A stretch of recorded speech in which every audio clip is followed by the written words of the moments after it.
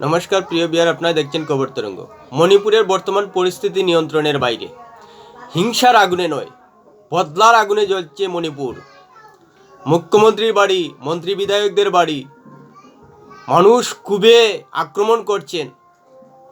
সারা রাজ্যে মানুষ বিক্ষোভ প্রদর্শন করছেন রাজ্য সরকারের বিরুদ্ধে। এমনই পরিস্থিতি তৈরি হয়েছে মানুষের মধ্যে যে জীবনের কোনো নিরাপত্তা নেই। কুকি এবং মতেই মণিপুরী কে যে কখন কার উপর সুযোগ পেয়ে আক্রমণ করবে এবং জীবনের নিরাপত্তা বিঘ্নিত করবে তার কোনো গ্যারেন্টি নেই। এমনই পরিস্থিতি তৈরি হয়েছে মণিপুরে। এক্ষেত্রে কেন্দ্র সরকার এবং মণিপুরের বিজেপি রাজ্য সরকারের প্রতি মানুষ ক্ষোভ দেখাচ্ছেন এবং আস্থা হারাচ্ছেন। কেননা কেন্দ্র সরকার এবং রাজ্য সরকারের বর্তমান অবস্থা নিয়েই মানুষ প্রশ্ন তুলে দিচ্ছেন। প্রিয় বিয়ার, ভিডিওটি ভালো লাগলে সাবস্ক্রাইব করবেন, এতে আপনার ক্ষতি হবে না। 7 নভেম্বর থেকে বর্তমান মণিপুরের অবস্থা আরও ভয়াবহ হয়ে উঠছে। 7 নভেম্বর এক মার মহিলাকে জ্বলন্ত দগ্ধ করা হয়েছিল।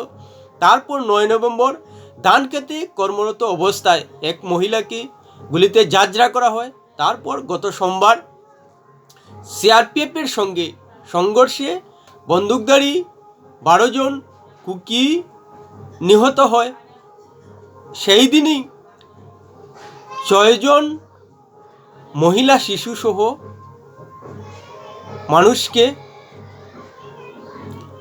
জঙ্গিরা তুলে নিয়ে যায়। আর তাদের মধ্যে 5 জনের মৃতদেহ উদ্ধার হয়েছে।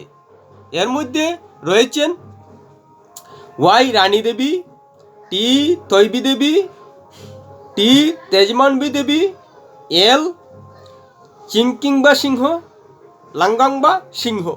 এর মধ্যে ওয়াই রানী দেবী সিং এবং টি তৈবী দেবী মহিলা, আর বাকি 3 জন শিশু।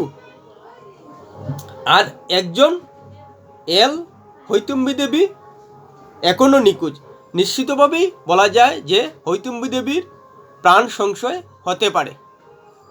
এরপর 2 যুবক বাড়ি ফেরার পথে এক যুবকের মৃতদেহ জিরিবামের আগলাপুরে পাওয়া গেছে। এক যুবক নিখোঁজ। পরিষ্কার বলে দেওয়া যায় যে তাদের প্রাণ সংশয় রয়েছে। কারণ মণিপুরে এখন হিংসার আগুনে নয়, বদলার আগুনে জ্বলছে।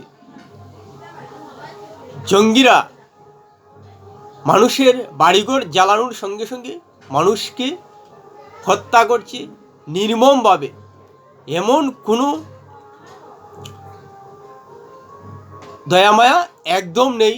মানুষকে হাতে পেলেই যেন মৃত্যুর দিকে ঠেলে দেওয়াই শেষ পন্থা, এরকম পরিস্থিতি তৈরি হয়েছে মণিপুরে। আর এসব দেখে মণিপুরের রাজ্য সরকারের প্রতি আস্থা হারিয়েছেন মেঘালয়ের মুখ্যমন্ত্রী কনরাড সাংমা। তাই তিনি মণিপুর সরকারের থেকে সমর্থন প্রত্যাহার করেছেন তার পার্টির, ন্যাশনাল পিপলস পার্টির। কনরাড সাংমা বুঝতে পারছেন যে মণিপুরের বীরেন সিং সরকার মণিপুরের জাতিদাঙ্গা থামাতে এবং জাতিদাঙ্গা এবং নিরাপত্তা ব্যবস্থা কায়েম করতে আন্তরিক নন। তাই কনরাড সাংমা মণিপুর সরকার থেকে সমর্থন তুলে নিয়েছেন। অন্যদিকে বীরেন সিংয়ের আন্তরিকতা নিয়ে আরও প্রশ্ন তুলে দিয়েছে যে কেন্দ্রীয় সরকার 5 জেলায় আপসপা 6 মাসের জন্য বাড়িয়ে দিয়েছে। সেই আপসপা তুলতে অনুরোধ করেছে। এতেই পরিষ্কার হয়ে গেছে যে বীরেন সিং সরকার সত্যিকার অর্থেই রাজ্যের নিরাপত্তা নিয়ে আন্তরিক নন। না হলে যে 5 জেলায় কেন্দ্র সরকার আপসপা জারি করেছে সেখানে ভয়াবহ অবস্থা রয়েছে, অথচ বীরেন সিং সরকার বলছেন যে রাজ্যের পুলিশই নিয়ন্ত্রণ করতে পারবে। অথচ কুকি সম্প্রদায় থেকে রাজ্যের পুলিশের প্রতি কোনো বিশ্বাস রাখতে পারছেন না। সন্দেহ করছেন। আর বীরেন সিং সরকার ভরসা করছেন রাজ্য পুলিশের উপর। বীরেন সিং সরকারকে মনে রাখা উচিত যে শুধু মতেই মণিপুরীদের জন্যই শুধু মণিপুর নয়, কুকি সম্প্রদায় মণিপুরে বসবাস করেন এবং তারাও মণিপুরের বাসিন্দা।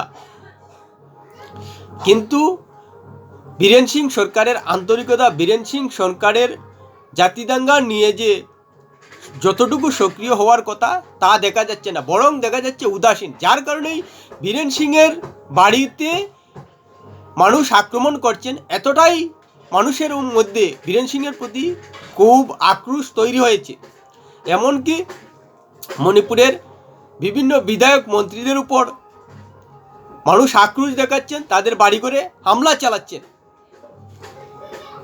এক্ষেত্রে অবশ্যই কেন্দ্রীয় সরকারকে আরও জোর দিতে হবে। সেখানে নিজের দলের সরকার রয়েছে বলে এড়িয়ে যাওয়া যায় না, কারণ মণিপুরের পরিস্থিতি এখন ভয়াবহ অবস্থা ধারণ করছে, একেবারে চূড়ান্ত পর্যায়ে পৌঁছে গেছে। মানুষের প্রাণের নিরাপত্তা নেই, কখন যে কার মৃত্যু হবে বদলার আগুনে সেটা কেউ বলতে পারে না। মণিপুরের সাধারণ মানুষ আক্রোশ প্রকাশ করছেন বর্তমান অবস্থা নিয়ে। মণিপুরের মানুষ আর কোনো সরকারের প্রতি বিশ্বাস করতে পারছেন না, যার কারণে মন্ত্রী বিধায়কদের বাড়ি ঘরে হামলা করছেন মানুষ তীব্রবিরক্ত হয়ে। এবার অবশ্যই মণিপুর সরকারের উপর আস্থা না রাখে কেন্দ্র সরকারকে সরাসরি মণিপুরের উপর হস্তক্ষেপ করা উচিত। না হলে বর্তমানে যে অশান্তির পরিবেশ মণিপুরে রয়েছে তাতে বিদেশি শক্তি সুযোগ নেবে। আর মণিপুরে বীরেন সিং সরকার, বিজেপি সরকার যতই থাকুক, সেই দলের সরকার যে মণিপুরে 1.5 বছর থেকে পরিবেশ শান্ত করতে পারছে না এবং মানুষের ক্ষোভ রয়েছে এবং সার্বিক পরিস্থিতি নিয়ন্ত্রণের বাইরে গেছে, সেটা কেন্দ্র সরকারের অবশ্যই বোঝা উচিত।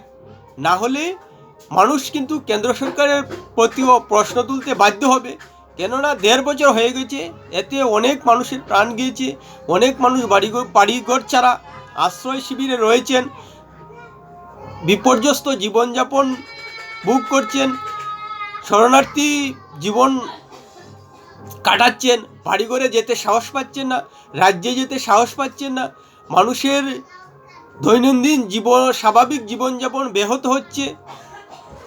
সার্বিক পরিস্থিতি বলা যায় অগ্নিগর্ভ রয়েছে, বদলার আগুনে জ্বলছে মণিপুর। এক সম্প্রদায় অন্য সম্প্রদায়কে শুধু খুনের নেশায় মত্ত হয়ে রয়েছে, তার সঙ্গে যুক্ত হয়েছে জঙ্গি গোষ্ঠীগুলি। তাই সেই নিয়ন্ত্রণহীন মণিপুর রাজ্যকে সামলাতে গেলে অবশ্যই কেন্দ্রীয় সরকার এখন দ্রুত পদক্ষেপ নিতে হবে এবং কেন্দ্রীয় সরকারের হস্তক্ষেপ ছাড়া কোনো অবস্থায় মণিপুরের রাজ্য সরকার সামাল দিতে পারবে না, সেটা এখন পরিষ্কার বলা যায়। কেননা মণিপুর সরকারের আন্তরিকতা নেই, সেটা পরিষ্কার বলা যায়। বীরেন সিং সরকার 1.5 বছর থেকে যখন হিংসার আগুন, দাঙ্গার আগুন থামাতে পারেনি, বরং যত দিন যাচ্ছে তত বাড়ছে, হিংসার আগুন এখন বদলার আগুনে জ্বলছে। তাই মানুষের নিরাপত্তা, মানুষের প্রাণের নিরাপত্তা, মানুষের সম্পত্তির নিরাপত্তা দিতে গেলে কেন্দ্র সরকারকে সরাসরি হস্তক্ষেপ করতে হবে, সেই দাবি রইল। কারণ কেন্দ্র সরকারের হস্তক্ষেপ ছাড়া বর্তমান মণিপুর সরকার কোনো অবস্থায় শান্ত করা সম্ভব নয়। আর নিজের দলীয় সরকারের প্রতি কেন্দ্র সরকারের ভরসা করা উচিত নয়, যেহেতু 1.5 বছর থেকে বর্তমান রাজ্য সরকার মণিপুরের পরিস্থিতি সামাল দিতে পারেনি। প্রিয় ভিউয়ার, ভিডিওটি ভালো লাগলে লাইক শেয়ার কমেন্ট করবে।